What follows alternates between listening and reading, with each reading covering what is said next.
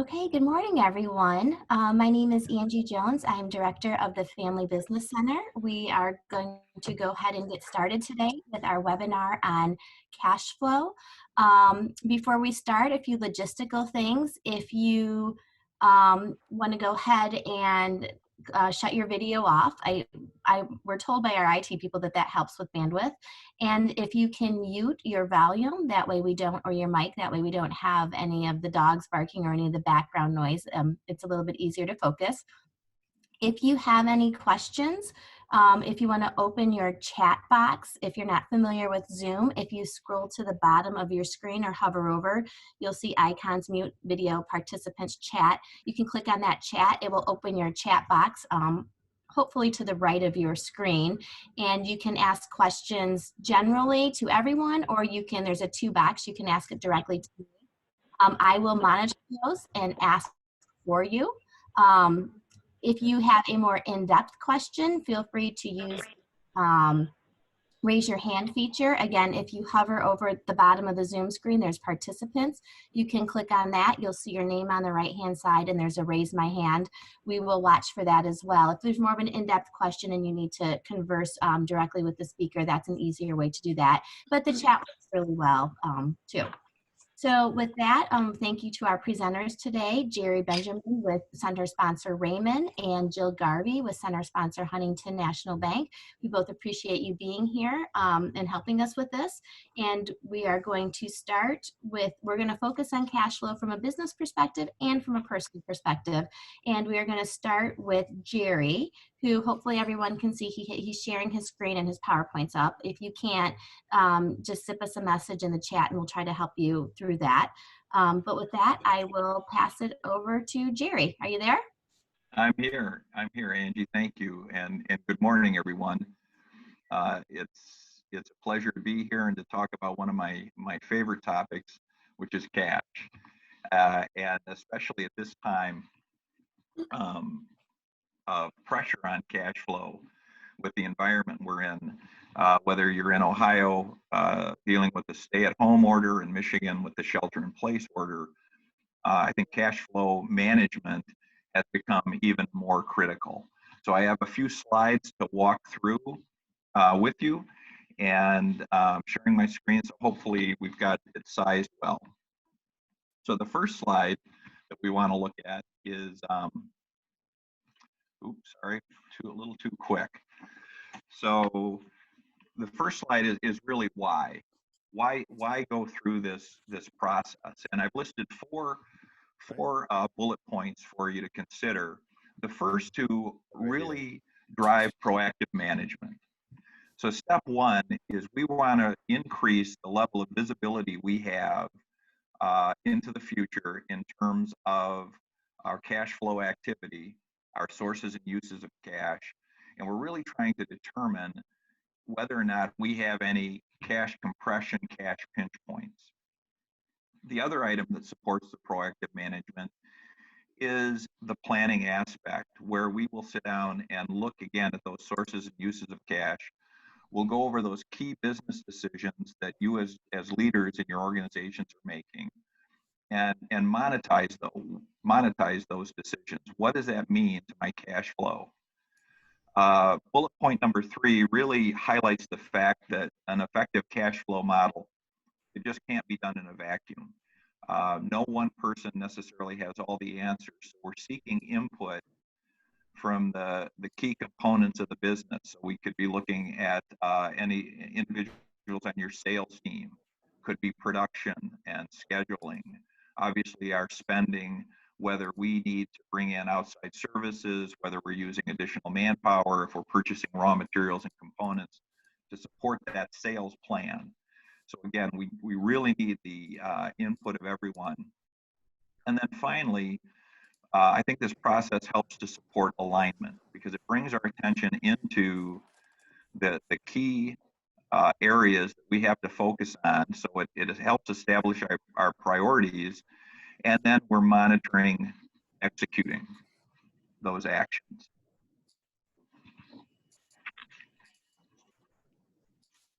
So if we get started,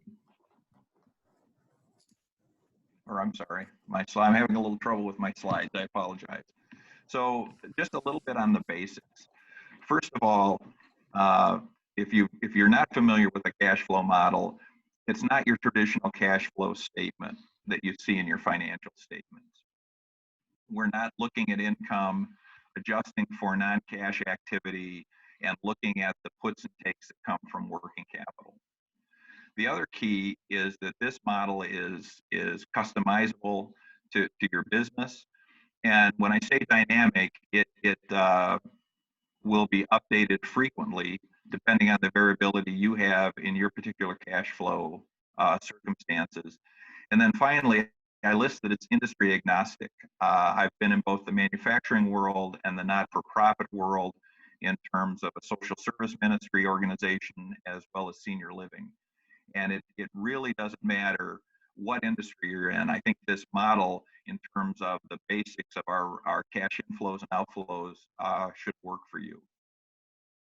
The other key is that we're looking at this 13-week time horizon, which is essentially a quarter. We're talking about a 90-day look, which is the standard in the banking industry in terms of monitoring an organization's cash flow strength, if you will. And it's an interesting approach because I tell people that there's science and there's art. And the science piece really comes down to those areas where we have facts. We know our AR balance at any point in time. We know our AP balance at any point in time. And we have fairly good information with respect to the AR converting to cash and the timing of our AP. And where the art comes in a little bit more is as we delve into the forecasting, because on that 13-week time horizon, it's unlikely that the actual AR and AP are really going to drive all of your cash flow activity. Over that 90 days, we're going to see additional sales that will convert to cash. We're going to have payroll costs. We're going to have our spend that supports those sales. And then finally, it's maintained on a rolling basis. So again, we look at a 13-week and we're constantly updating it and rolling out the next week. So it's on a rolling basis. So when we get started, I guess this is where you kind of look and say, all right, this is just not rocket science. As important as it really is blocking and tackling. And I've set this presentation up, so we're just going to go through the pieces, starting with our sources of cash. And again, our primary source is going to be the conversion of our AR to cash receipts. And again, depending on the nature of your business and customers, we have a lot of variability in how we do this. I have some clients today who, based on their number of customers or end users, literally lists out their client base. It might be customer base, it might be 20, 25, 30, and they take their receivables and lay it out in terms of when that AR balance will be converted to cash based on that specific customer's payment terms and payment history. We have other clients in which they have a very lengthy customer, a very expansive customer base.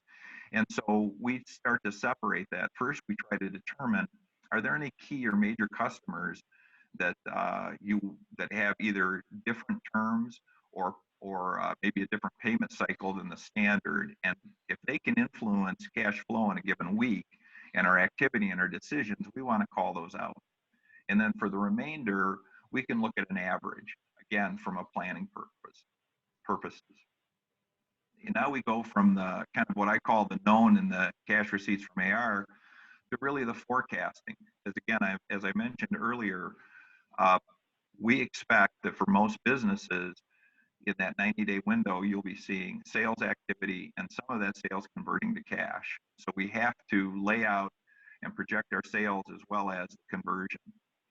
And then the last two areas that I've listed, the last two bullet points, really deal with financing for an organization, and whether or not your businesses have a line of credit that you can draw on, and again, working within the requirements of that line of credit, because there'll be typically an advance rate formula.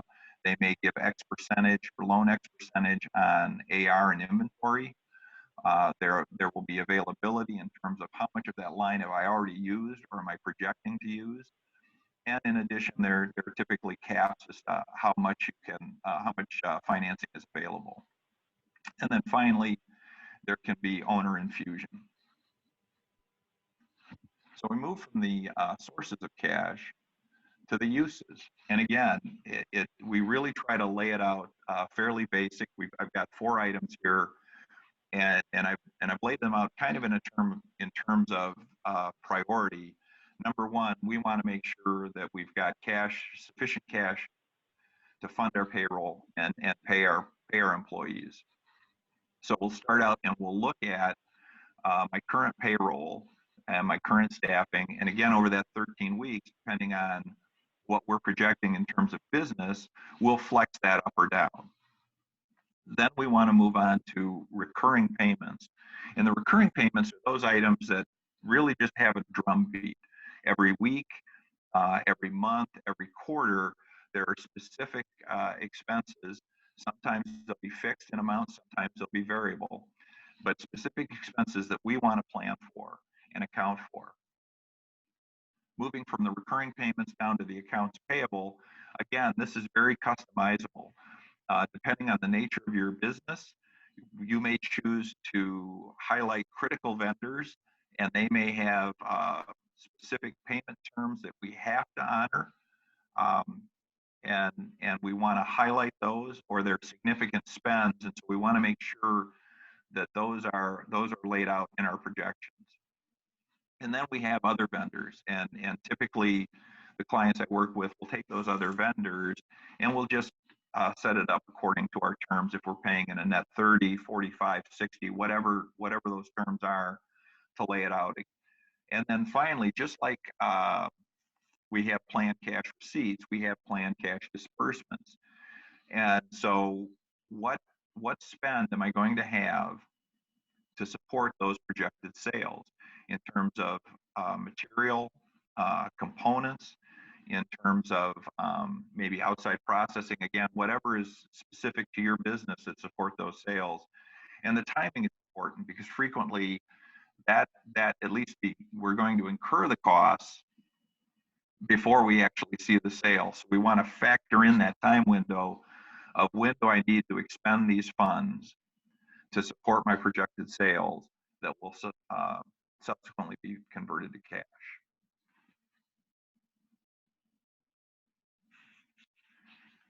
And so after we've established our model, and we're going through our sources, we're going through our uses, now it's critical that we maintain that model.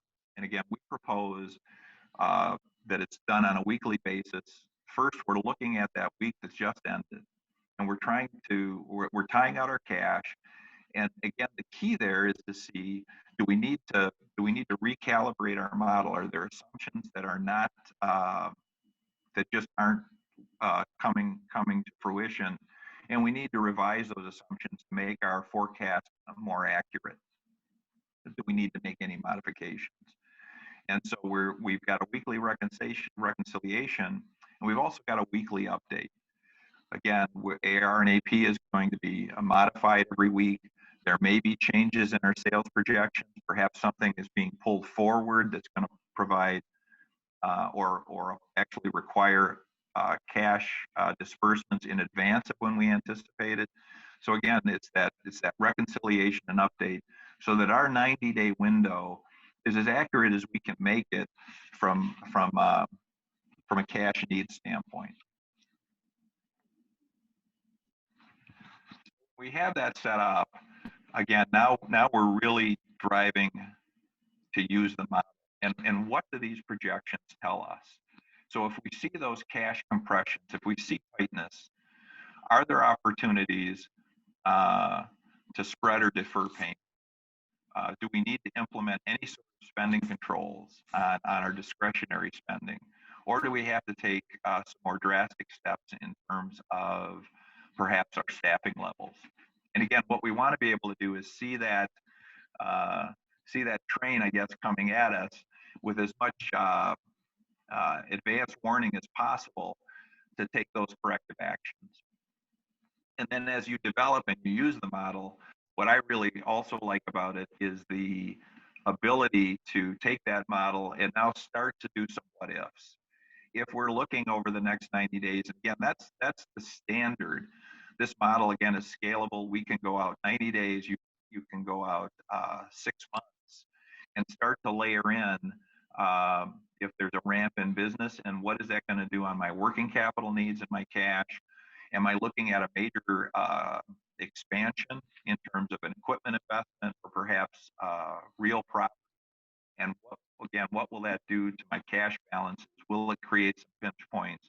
Do I need to look at alternative sources of funding to get the liquidity necessary to support the plan? And then finally, just a very simple model so that you could visualize, or example, excuse me, so that you could visualize what we're doing. Again, it follows that same order. We've got our opening cash balance at the start of every week. We're delineating our sources and uses of cash, as we've talked about. And again, that will roll for 13 weeks. The example here has the week ending, the week ending April 3rd. So now we after we get to that, we complete that week, we'll update the actuals, and we go out an additional week. So that's a fairly quick overview of the cash modeling process. And I'll turn it back over to Angie, and we'll continue. Hey, thanks, Jerry. Is there any questions? Again, if anyone wants to raise their hand or pop on their video and ask a question about what we've heard, feel free. Angie, it's Scott Gray. I didn't really raise my hand. I was starting to type in a question. Can I ask it? Yeah, absolutely. Go ahead. Okay, sorry. Jerry, great presentation. Thank you. Clients that I have, obviously you got to have cash to pay the bill. Cash is king. And it's important to pay the bills. Clients get hung up on profitability and balance, trying to balance both cash flow and then profitability of clients. And I don't know if you can address profitable versus cash, and one more important versus the other, and just kind of your thoughts on that quandary, if you will, and then I'll mute myself. So sure. Well, good. It's a good question, Scott. Thank you. They really are. They are linked so integrally. Without that profit over time, as the loss flows through the cash flow model, you'll see a continued degradation in cash, and conversely, as you see our profits increase, you'll see that flow through. But it is very distinct, because as with all our business cycles, whether we're looking at our order to cash, our procure to pay, where we're placing our orders all the way through to making payment, and our payroll, our profitability inherently flows through as we've got our cash receipts coming in. And if I'm making money, obviously those cash receipts are in excess of the outflows, the disbursements for payroll, and our spend to support operations. So that they're integrally linked. But obviously both are critically important, because over time, without the profitability, you won't have the cash sufficient to support the operation. But from a kind of a day-to-day, weekly management standpoint, depending on the situation your clients find themselves in, I think the cash flow takes a higher level of importance. Does that does that kind of address it, Scott? Or it does. Thank you. And it just brought into mind, and this is a more sophisticated model, but the whole cash flow conversion cycle. So when we dollars to our suppliers and the clock starts ticking, how quickly can we provide the service, manufacture the product, ship the product, build the product, and then collect the cash. Right. And And what does that cycle look like? And, for each, again, company and industry, it might be a little different, but knowing not only when we pay out the cash to whether it's employees, suppliers, how quickly can we get the cash back in yeah. hands of the business? And I'll shut up. You've done a great job. So Oh, thank you very much. And that, but you really bring up a key point. And for a lot of businesses that we work with, it's very interesting because owners are they're proud of their companies, they're proud of their businesses, they're proud of their reputations, and rightfully so. And we'll see clients who, regardless of the payment terms they're receiving for their customers, will pay in 30 days. That's the way I've done my business. That's the way I'm always going to do my business. And what we try to stress is and while I respect that, we try to stress looking at trying to match, just as Scott, you were alluding to, trying to align my inflow and outflow of funds. And so if I've got customers that in the nature of the business, I have customers and they're going to pay in 60 days. That's what's required in the market. And to try and force different terms will cost business. So the client is taking the 60 days.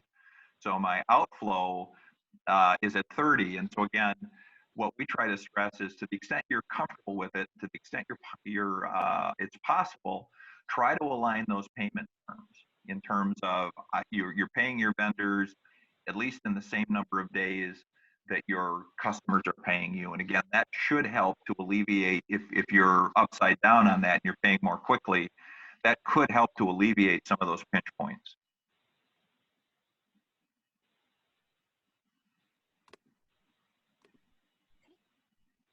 Any other questions? Okay. All right, and there'll be time at the end as well to ask questions. And with that, I can pass it over to, are you there, Jill? I'm here. Okay, you can pass it over to Jill. Jerry, if you wouldn't mind keeping your cash flow modeling slide up, I think that would be great to help everyone visualize what I'm going to be talking about. Good morning, everyone. It's very nice to see you and hear you virtually. I'm pleased to be here. My focus is on the personal financial planning side. I'm a wealth strategist with Huntington Private Bank, and I'm also a CPA and a certified financial planner. And in addition to helping clients with their financial issues, lately, I have in the past, but more so lately, I've been putting on my psychologist hat because everyone is so concerned about things that they cannot control. So I'd like to encourage you to focus on what you can control. And I think a great example of that is, pardon me, a great example of that would be your expenses, your personal expenses. Jerry did a great job of laying out what businesses can think about. And that, of course, if you're a business owner, is going to translate to the personal side of the equation as well. So what should you know? You should know a few things. Number one, you should know, just like your business cash flow, you should know your personal cash flow. What are the components of your income? What are your expenses? And you should create a budget. That's one of the reasons why I wanted Jerry to put up on the screen, keep the cash flow model up there, because much like you can do the cash flow modeling for your business, you can certainly do that personally. And I recommend that my clients create budgets on a monthly basis. So as an example, you can put the sources of your income, your expenses, and then you can look through your credit card statements and your bank statements and understand where you can cut things. You probably haven't been spending as much, especially if you're in Ohio and Michigan, because we've had such a stringent lockdown, but you can look at expenses in the past and determine where might you be able to cut. As we talked earlier, cash is king. Where do you have your cash? Before the pandemic, we were recommending clients always had a minimum of 6 months of living expenses in cash. In early January, as we saw this evolve, we started raising up to 12 months of living expenses in cash, keeping that separate from any investment account that you have. So that's really, really important. And pardon me for those intrusions. I think my children's friends are trying to call them. So, that's really, really important. Where is your cash? You ideally want to have cash in checking accounts and savings accounts outside of your investment accounts that you can access very quickly. So again, knowing what your expenses are, it's going to be easier for you to figure out where is your cash. Where is that? And have access to it.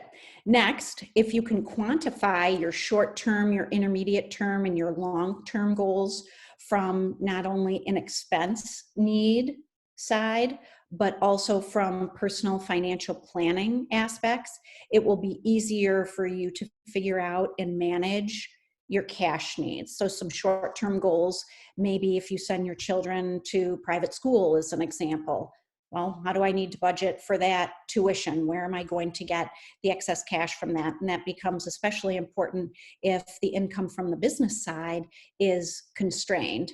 And more intermediate term goal may be a plan that you had to pay down your mortgage. Maybe you were making extra principal payments. Maybe that plan needs to be on hold for the interim period of time. And then longer term, and I've been counseling a lot of clients on this. Some clients I just spoke with a couple yesterday, and they're planning on retiring at the end of the year. They have a very fortunate situation where they've already sold off a business several years ago, and then they went back into the workforce. So their investment portfolio was already very ample to help them, but not everyone's in that same situation. So some of my clients are looking at, I need to now extend the time frame of my retirement. So knowing those short-term, intermediate, and long-term goals will really help you during this time frame. Again, there's so many unknowns right now. We're just really trying to live day by day and get through the next day, the next week, the next month. So having a great source of cash will be helpful. If you can refinance, we've been talking to a lot of clients about refinancing their mortgages when the rates went so low. We had a run on refinances, so that would be one aspect that I would ask you to look at, in addition to revisiting all of your expenses. And then just like you'll be working with vendors on the business side, working with to see where you can perhaps change expenses and hold them off on the personal side as well. I'll stop for a moment and see if there are any questions, and I'm also happy to provide our investment outlook from our Chief Investment Office. Are there any questions up to this point? Okay. I think you can probably go ahead, Jill. Okay, I saw one comment that we are looking at really just surviving the downturn right now, and I agree with that, but I also want to help keep you focused on the long term, because we do believe that there's going to be a U-shaped recovery, hopefully in the third quarter. If we can contain the virus in April, we feel that perhaps the worst of the market conditions will be behind us. But again, that's to be determined. As I'm sure we're all aware, the White House will be announcing what social distancing will look like in the future this afternoon. And I know already that futures were up because the employment reports were, quote unquote, less bad than what we thought they would be. So again, we're hopeful that the containment of the virus will help a Q3 and Q4 rebound. Right now, we're looking at active management over passive for our personal investment clients.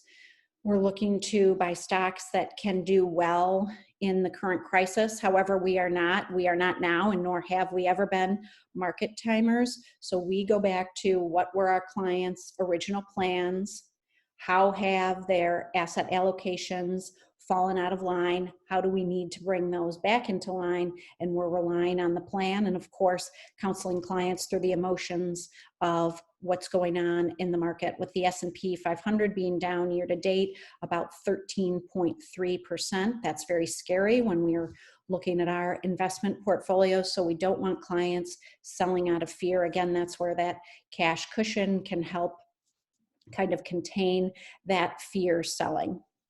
And I'll pause right now for questions.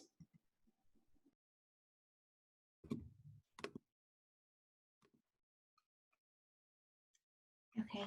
Jill, I did get one question. There are a lot of deferments of payments right now, maybe up to 90 days, but some people are hearing that on day 91, everything is due. In terms of mortgages, loans, supplier payments. Is there any thought to that, or how do people kind of deal with that, or can they go back and negotiate? That's a great question, and I think it's going to depend on the company that you are working with. And right now, that may be their position, that it's 90 days, and on day 91, then either we just start over and we tack on 3 months at the end of the term, as an example, if it's a mortgage or another type of a loan. But I think everyone, including corporations, are going to need to be flexible because we don't know what's going to be happening in the coming weeks. And everyone's in this situation, whether you're a business owner in any sector, you own real estate, we all need to be flexible. So right now, if that's what they're saying, that could certainly change.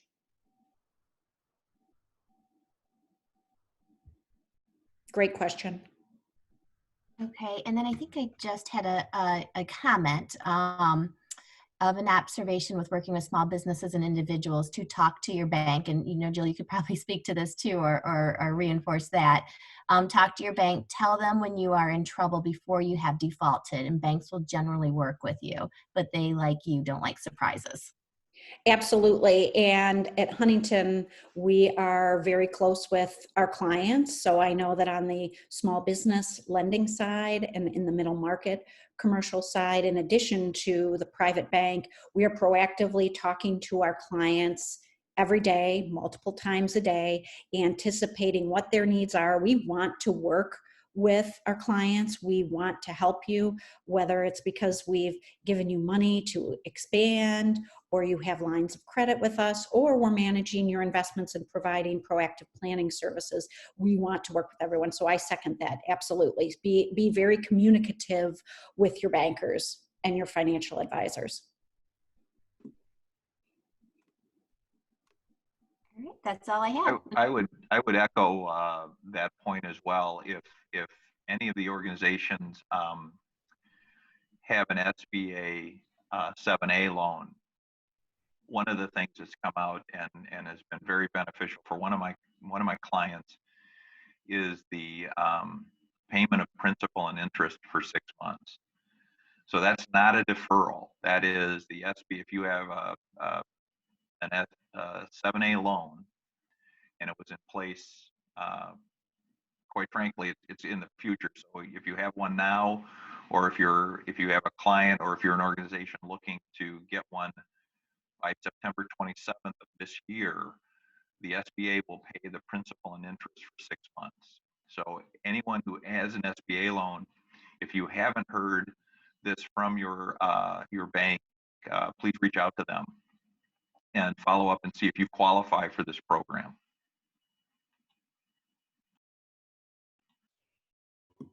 Okay, I got a great question here.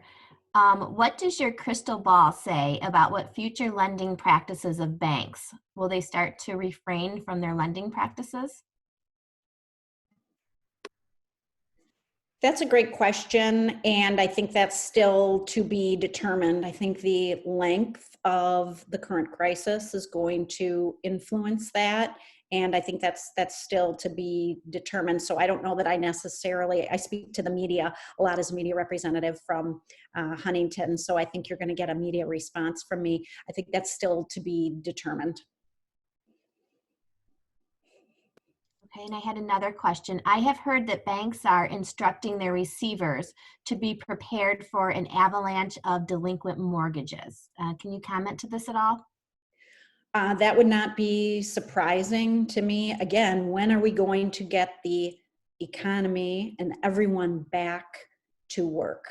So the longer this goes on and people burn through their cash, absolutely, we could see that again. We don't know all the fallout yet from the crisis because we don't know when everyone's going to be getting back to work.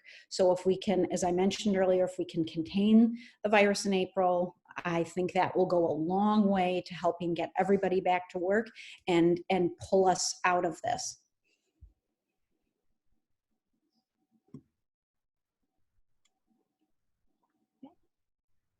That's all I had on the questions. Okay, any thoughts from anyone on any questions on expense budgeting or on the markets? Okay, there is one that just came up. I have heard that if you applied for both the EIDL and the PPP and you get one or the other, if you get both, the EIDL advance gets deducted from the PPP. Is that correct? Jerry, do you want to comment on that? Otherwise, that's something that I will look into. Yeah, that's a good question. I don't. I want to be definitive on that, and I'm not positive. So I can follow up as well. Someone just responded that the answer is yes. Okay. All right. Okay. Yes, I'm getting a lot of that's correct. Any other questions out there? I've had some questions from clients who are going through the PPP program, and they said, you know, what if I don't need, I think I'm going to need the loan at some point. And an example is a local pediatric dentist who has a very, very large practice and of course is not working other than to see emergencies. And they said, we don't need it right now. How can we get that time period? How can we delay the clock, that 8-week clock? And I spoke with one of our lenders and he said, just try to delay the closing. There might be a period of time. I mean, you can't delay it indefinitely, but the longer you delay the closing. So if there are individuals on the phone who are wondering about that and when they can get that clock started, a recommendation was delay the closing, you know, maybe by a week or so. Yeah, that's about all you can do from a timing standpoint, because you have to close within 10 days of SBA approval on a PPP.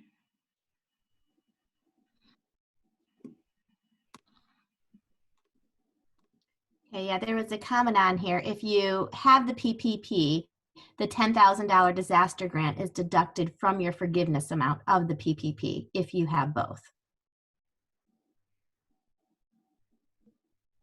Okay.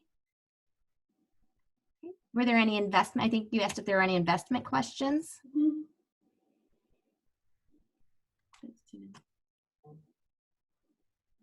One person did say, ask if we could have your contact information. And of course, we are recording this and we will send this out and we will post the link on our website and through our social media.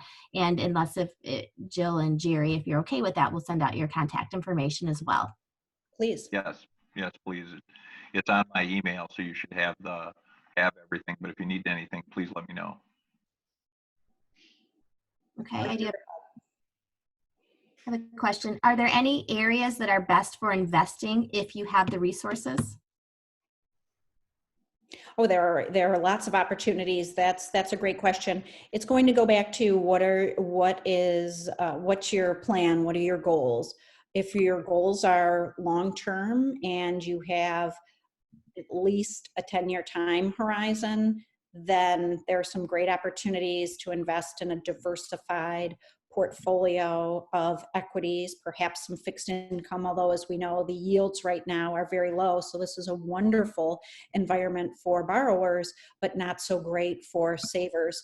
And we have and have had, which has served our clients very well, we have more of a US tilt in our portfolios versus international, and we're recommending to stay very balanced and diversified. And again, we like active over passive right now because being active allows us to take advantage of certain companies and sectors that could fare better throughout the crisis. But it would really go to your individual goals. I'm an all equity investor as an example, but that my answer to someone may be different if you don't want to take that much risk. So you're saying now would be a good time to invest? Yeah, think about it. When do we like to buy? We like to buy when things are on sale. And what do we see? The S&P 500 is down 13%. So things are on sale. And if you have a positive or a bullish viewpoint that the economy will come back, which I do have, it's just that's the unknown. Is it Q3? Is it Q4? If you do have some cash on the sidelines, I think now is a good time to put it in. It's hard to time it because we're seeing swings up and we're seeing swings down. But I think if you dollar cost average into the market, I think that's a good idea. Okay, there's a question. What can we do? And I'm going to assume we maybe as business owners or consumers, what can we do in terms of our part to help the economy bounce back?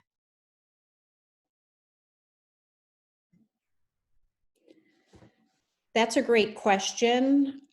I have boxes from Amazon coming to my house every day. I don't know if anyone else has that. I've had to buy a lot of toys and just creative little things for my children. I'm not that creative, so I can't go out in my backyard and just all of a sudden come up with things. And I've been supporting local restaurants. I think it's very important to support the local restaurants who are there and offering carry out and help one another. I've seen so many people helping drop food off to the police officers and the hospital workers, and just a lot of great collaboration. Jerry, I don't know what other thoughts you have, but I think just a little bit of supporting local businesses who are open is very important. Absolutely. Engaging is I think critical, and we're doing the same kind of things here locally with our businesses in the small town that I live in. You have to do that up to your comfort level, though. I was talking to a colleague last week who said, well, I won't even go and get carry out. I said, well, we are, so you have to do that to your comfort level. Sure. So I have a question. So just to maybe reiterate or make sure that I'm clear, our retirement investments, are you suggesting if we're comfortable that we switch them to be aggressive right now? Well, I want to be very careful giving just a blanket response, not knowing individual situations. But if we're going based on, we like to buy things that are on sale, and let's say you have some cash in your 401k or your IRAs, and those are tax deferred accounts. So, I like investing more aggressively in those. Then I would put some cash to work because you're buying on sale. And I'm talking about the equity markets. With fixed income, it's a little bit of a different conversation because the rates are so low. And if anyone has any questions and wants to talk about their situation individually, again, Angie will be giving our contact information. Let's see. What industries do you think would be good to invest in now? Well, we like consumer goods. We like technology. Again, it depends on, are we looking for value or are we looking for growth?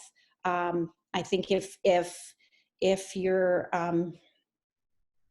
looking to buy broadly, again, the S&P 500 is down 13.3%. So an easy way to buy in would be to just go into the S&P 500 index.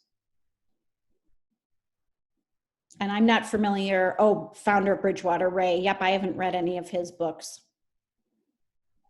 There's another man, Paul Merriman, who has a foundation. He used to be an advisor. He's another great person to read about now.